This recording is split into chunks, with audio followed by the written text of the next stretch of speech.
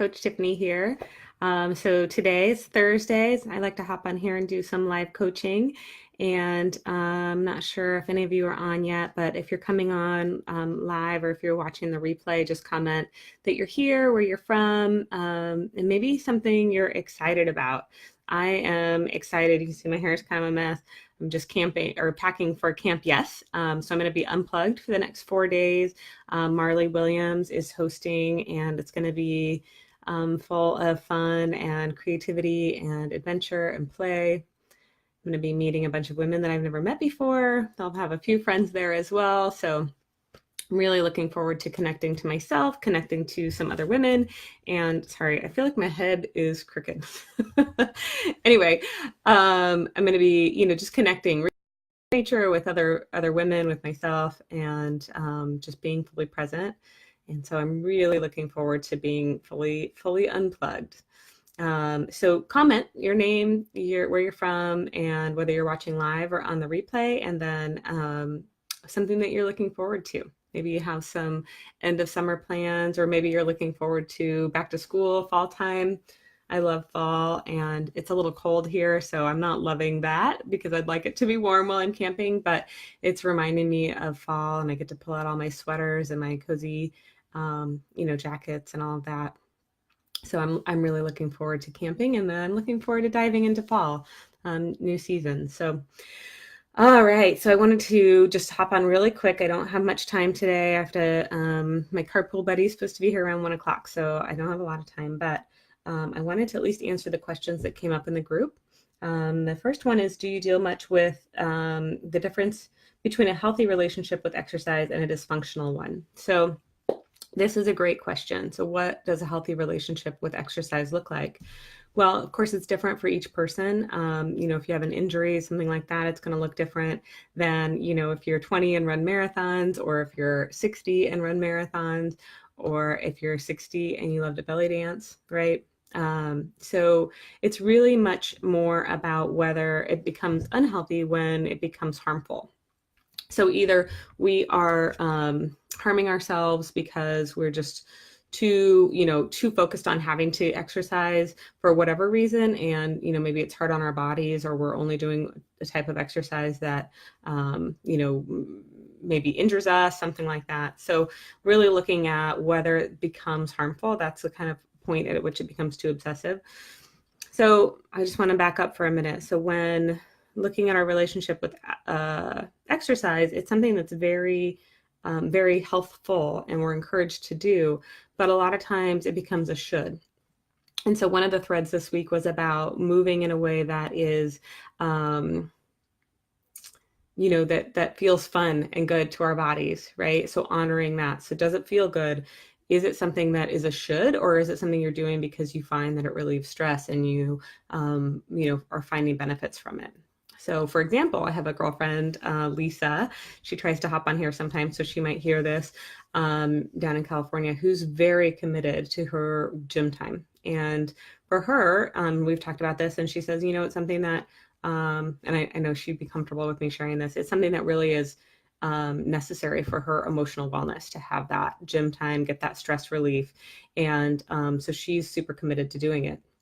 When she's injured, she can take time off, right?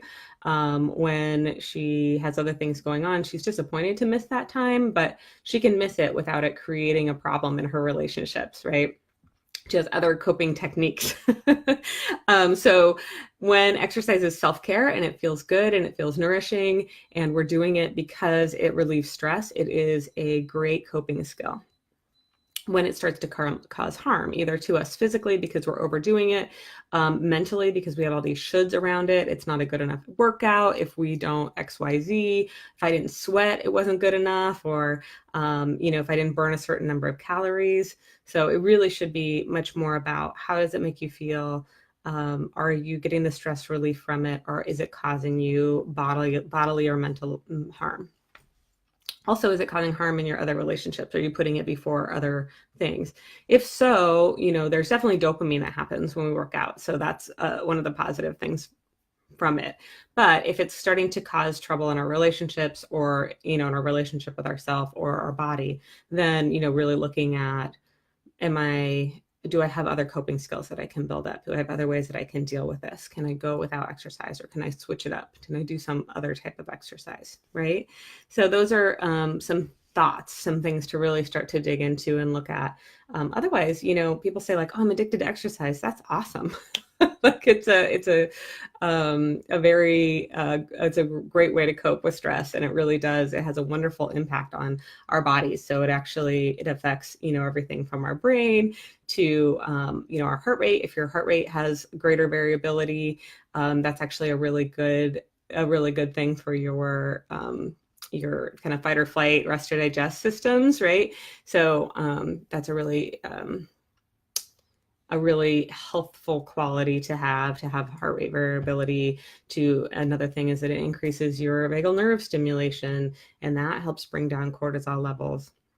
It helps with actually increasing the healthy bacteria in your gut, even without changing food. So exercise is wonderful. It's really good for us. And it's a great coping mechanism unless you are, beating yourself up over it or causing harm to your body. All right, next question. And hopefully I'll have enough time for this one. And then I hopefully won't ramble too long because my person's coming in a few minutes. So one person asked or they wanted to learn more about distinguishing actual snack cravings for emotional cravings and what to do about emotional cravings. And so the emotional cravings, so a lot of times we say, "Oh, I'm just an emotional eater," right? This is kind of what we've been told by the dieting industry. "Oh, we're just emotional eaters. We have no willpower. If I ate less, or if I just didn't snack, or if I did it better, then I would be healthy and happy and a great weight and everything would be perfect," right? And since we don't have those skills, then we have to buy into whatever they're trying to sell us. So I throw the idea of emotional eating out the window. Not to say that it doesn't happen, but I would look at examining what's going on when I'm having those cravings. So for me, I was finding like I would come home and eat smaller bag, but like a whole bag of potato chips, right, on a regular basis. And I'd be like, "Oh, I had a stressful day. I was emotional eating." But it turns out that actually I had also not eaten enough that day. And I had also just ran from thing to thing to thing and not had any downtime that day. And I had stress. So I didn't get enough calories. I didn't get enough water or salt or, any of the things that come in potato chips that day. So, yes, I had had a stressful day, but actually I had kind of restricted myself because I hadn't nourished my body enough. So I would take a look at like, am I nourishing myself enough throughout the day? What was my stress level like? Was it super high? Because when our stress level is high, we're going to crave carbohydrates especially, but we're going to crave eating more food. We're going to crave calories. And when we haven't eaten or when we haven't slept enough, we're going to just have this whole cycle where our body's trying to catch up, trying to get energy from somewhere. And also our cortisol level is going to go up. So we're going to crave carbohydrates more and more and more. So for a lot of women, we have that like nighttime eating syndrome. It's pretty common, and it's because we're tired. It's because we're tired and our stress level's high. And sometimes it's even because we have other things going on with our body that are causing the hormone shifts to happen. So maybe you have adrenal fatigue. Maybe you have, fibroids in your uterus that are causing you to have more estrogen, which is then causing this whole other cascade to happen with your hormones, right? Maybe you have a bacterial overgrowth in your gut or a yeast overgrowth, and those bugs are actually craving sugar, right? So I would let go of the idea of emotional eating and look instead with curiosity. Let go of judgment, look instead with curiosity at, what was happening prior to that? What did I eat earlier that day? Because even if you just start off the day eating a bagel and then for lunch, maybe you have just like some chips, right? And then for dinner, you have pasta. So when you're eating carbs a lot, you're going to have this kind of like craving cycle that happens as well. So what else did you eat? How did you start off your day? Did you eat enough calories that day? If you are maintaining your weight, then you probably needed the calories that you were snacking on. So if you maintain your weight, then, that tells me that you're probably not eating enough at other points in the day. And that's why you're having these kind of snack needs. Another thing to look at is, was I feeling dissatisfied?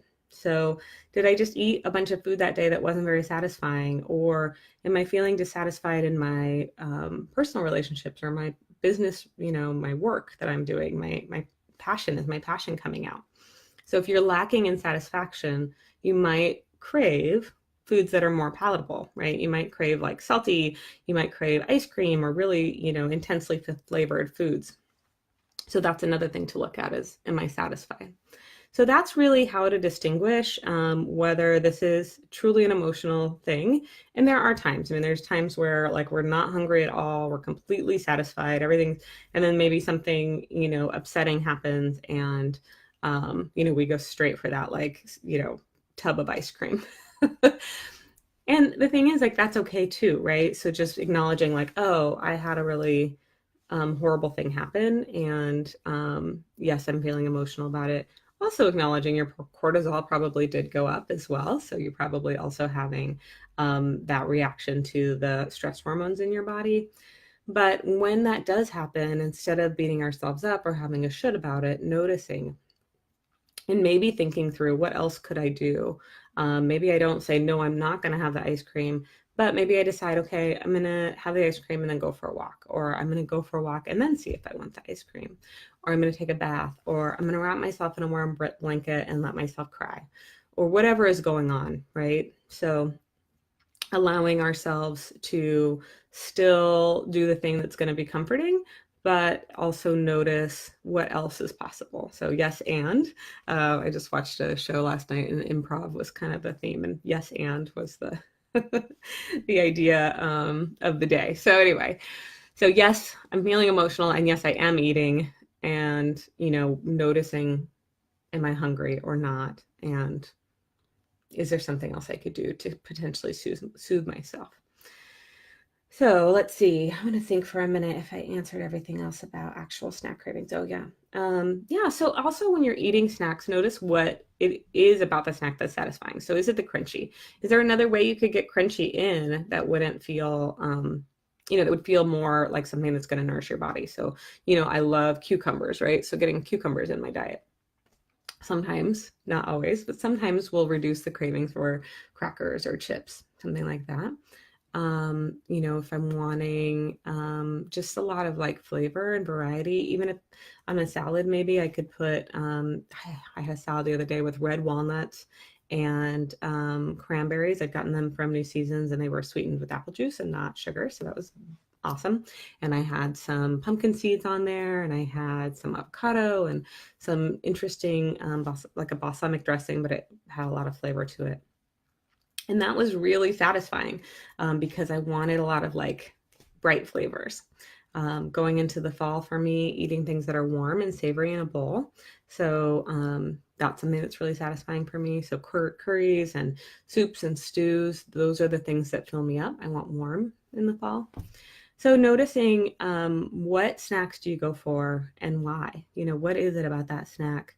I have a client who has these little dishes of ice cream that little tiny dishes that she eats ice cream in, and she wants like a couple different ones because she wants different flavors. And so we were noticing, and when she has like a snack, she wants like multiple things to dip in, right? And so we just talked about like what are some things you could dip in that would be satisfying but more healthful and nourishing to your body. So, if you're knowing that you need a lot of different flavors, incorporate that into your meals and your snacks. Honor that. That way you'll feel more satisfied and less likely to go for the, prepackaged stuff that's not as nourishing, right? Okay, I think that's all about snacking. Oh, and then she said, for women in recovery who don't drink or do drugs that don't want to feel like they're deprived. So this is actually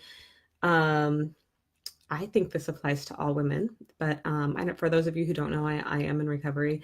I've actually been sober for 20 years, which is crazy to say, but yes, so I have been through that feeling of deprivation, and I just went crazy. I smoked all the time and drank Mountain Dew, which is, if you know me now, it's probably surprising to hear me say that, but the idea is that when we restrict, we're going to feel like we are being deprived, right? And so my belief in how to heal your relationship with food and change your relationship with food is not to restrict, but instead fill up. So, make sure you're getting in a good number of vegetables, ideally like 5 servings of vegetables a day, 5 cups of vegetables a day. If you're eating 5 cups of vegetables a day, you're going to have a lot less room for the other stuff. And your body's going to be getting the nutrients that it needs, right?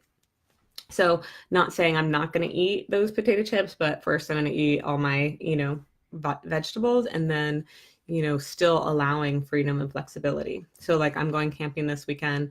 I don't do gluten and I don't do eggs because they cause my body a lot of pain. So, it's not worth it for me anymore. But, I will still be eating, some treats, I'm sure, and still be having some celebratory foods and enjoying all those things. That, like I might have some, I don't know, I might have some potato chips, or I might have some chocolate. I don't know, whatever. And I don't normally do that stuff because it doesn't really feel great. I get like pain in my joints and I get headaches and, fatigue from some of the foods. So I don't usually eat them, but, I'm going to be out camping, having fun, relaxing. I'm not going to let myself be deprived. So, the idea of snacks being bad, I'm not sure where that comes from, but if you're hungry and you want some food, go for it. Our hunger scale is a huge part of it. So if we can eat only when we're hungry, and then, like I mentioned earlier, if we can then make sure we're putting in the good nutrients, the rest of it's kind of, it becomes less of a big deal to celebrate or indulge or have something that feels like a splurge, as long as it's a conscious choice. So I think one thing about snacking, one of the reasons it gets a bad rap is that it's kind of unintentional, whereas meals are more like, okay, I'm eating this meal. So if we plan out, yes, I'm going to snack, but when I snack, I'm going to have maybe I'm going to have like some almonds and some dried cranberries and some, I don't even know what, some cucumbers. And then if I still want some, of those potato chips, I'll have them, that kind of thing. So being more intentional, like having a snack available that is going to be nourishing and feel good to your body, but also, somebody's hopped on, but I don't know who. I don't know why it doesn't show me. Anyway, hi. I'm glad you're here. I'm going to have to get off in just a minute, but I'm just talking about the idea of feeling like maybe you're eating emotionally, that kind of out of control feeling, and how there's reasons, right? There's like physiological reasons. There's things going on in your body that cause those feelings. And so the way around that is really noticing what's happening in your body and trusting the signals that your body's giving you, making sure that you are checking in with your hunger. Am I actually hungry? I have a hunger scale somewhere.